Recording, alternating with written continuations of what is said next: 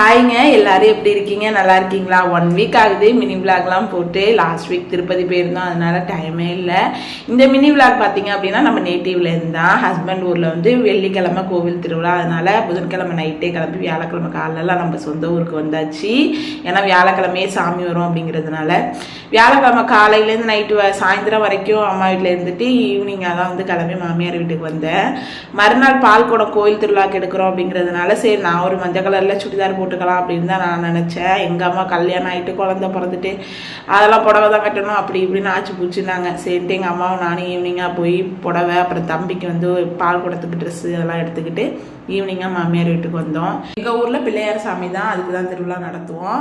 முதல் நாள் நைட்டு பிள்ளையார் சாமி தேரில் வந்து எல்லார் வீட்டு வாசல்லையும் தேங்காய் உடைப்பாங்க.